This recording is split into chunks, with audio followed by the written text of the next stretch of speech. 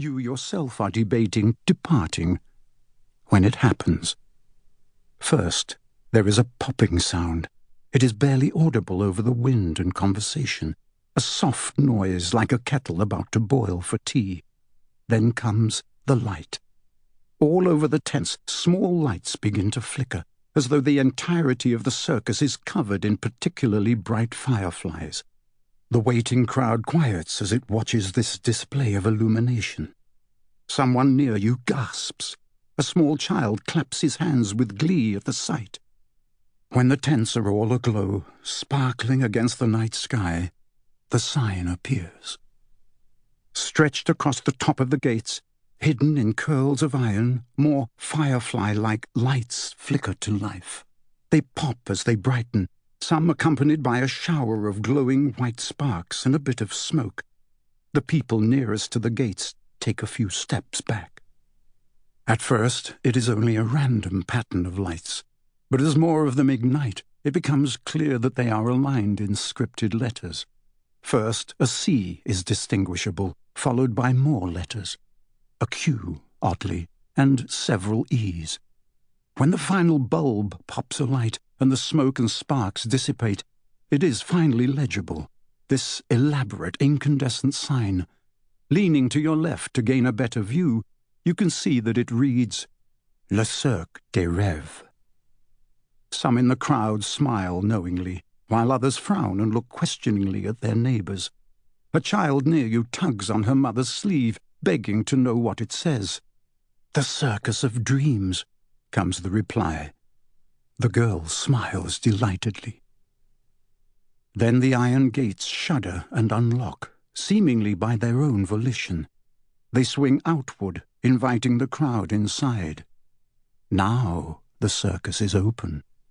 Now you may enter. Part 1. Primordium. The whole of Le Cirque des Rêves is formed by series of circles. Perhaps it is a tribute to the origin of the word circus, deriving from the Greek kyrkos, meaning circle or ring. There are many such nods to the phenomenon of the circus in a historical sense, though it is hardly a traditional circus. Rather than a single tent with rings enclosed within, this circus contains clusters of tents like pyramids, some large and others quite small. They are set within circular paths, contained within a circular fence, looping and continuous. Friedrich Thyssen, 1892. A dreamer is one who can only find his way by moonlight, and his punishment is that he sees the dawn before the rest of the world. Oscar Wilde, 1888. Unexpected Post. New York, February 1873. The man billed as Prospero the Enchanter receives a fair amount of correspondence via the theatre office, but this is the first envelope addressed to him that contains a suicide note, and it is also the first to arrive carefully pinned to the coat of a 5-year-old girl. The lawyer who escorts her to the theatre refuses to explain, despite the manager's protestations, abandoning her as quickly as he can with no more than a shrug and the tip of a hat. The theatre manager does not need to read the envelope to know who the girl is for. The bright eyes peering out from under a cloud of unruly brown curls are smaller, wider versions of the magician's own. He takes her by the hand, her small fingers hanging limp within his. She refuses to remove her coat, despite the warmth of the theatre, giving only an adamant shake of her head when he asks her why. The manager takes the girl to his office, not knowing what else to do with her.